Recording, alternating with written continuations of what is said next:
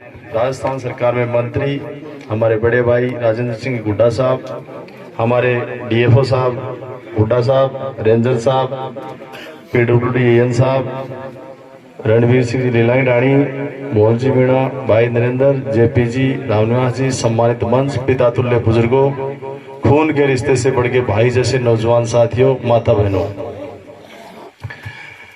हमारे किसी ने नहीं सोचा होगा कभी कि भोजगढ़ में और वो भी अजमेरी जोड़ी के पास इस जगह रोड आएगी, रोड आने के बाद इस तरह की सुंदर नर्सरी बनेगी और वहां कोई सरकार का मंत्री उसका उद्घाटन करेगा।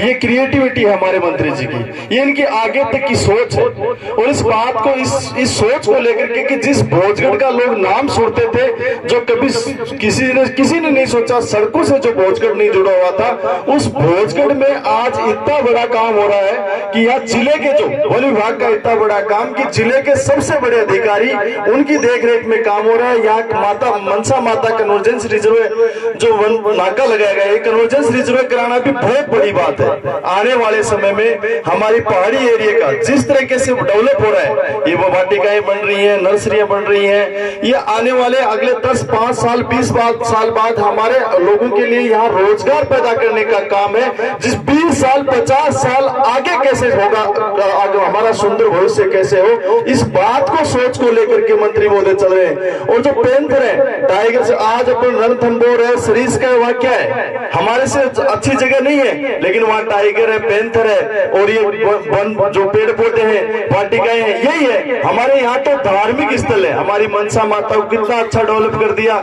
उसके बाद हमारे जो दूसरा क्षेत्र वन विभाग, किसी ने कभी नहीं सोचा होगा कि जिस तरह से हमारे यहाँ एनीकट बन रहे हैं, हमारे पेड़ पौधे, हमारी नर्सरियां और जिस तरह से बढ़ रहे हैं। और दूसरी बात स्कूलों के मामले में कि जो गांव ढाणी, जहां कभी ने ये नहीं सोचा कि 5वीं से ज्यादा स्कूल हो, वहां 10वीं 12वीं की स्कूलें। और मैं तो आपको ये चीजें सामान्य है, लेकिन 2-3 चीजें मैं बताऊं डीएफओ साहब, ये हमारा सौभाग्य कि हमारे इतने एडवांस दिमाग के आदमी मंत्री जी की राजनीति में आदमी कोई रहता है, उसके 2 टारगेट रहते हैं कि मेरे को वोट कैसे मिला, वोट आगे कैसे लेना है, और मुझे पैसे कैसे कमाने हैं। इसके अलावा इस आज की राजनीति में नीचे से लेके ऊपर तक देखो, इसके अलावा कोई नहीं सोचता है। लेकिन ये बड़ी सौभाग्य की बात है कि हमारे लोग सुखी कैसे हो, हमारे लोगों का डेवलपमेंट कैसे हो, हम एडवांस कैसे हो, इस बात को सोचने वाले जनप्रतिनिधि में मिले।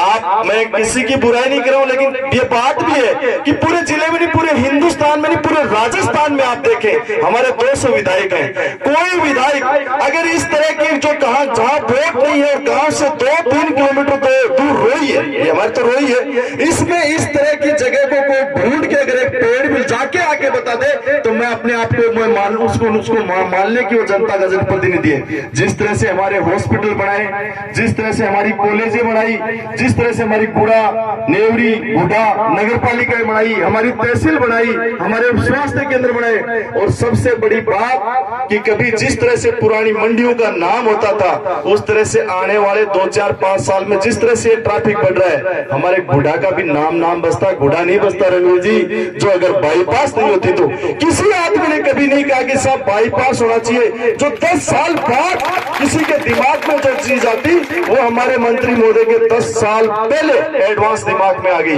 और ये जो चीज है आज, ये जिस तरह ये नर्सरी डेवलप हो रही है, हमारे लव कुश वाटिका जिस तरह से मनसा माता के पास बन रही है, ये एनीकिट बन रहे हैं, ये आने वाले 10 साल बाद इसका जो रिटर्न हमें मिलेगा वो किसी ने नहीं सोचा होगा, इतना अच्छा मिलेगा।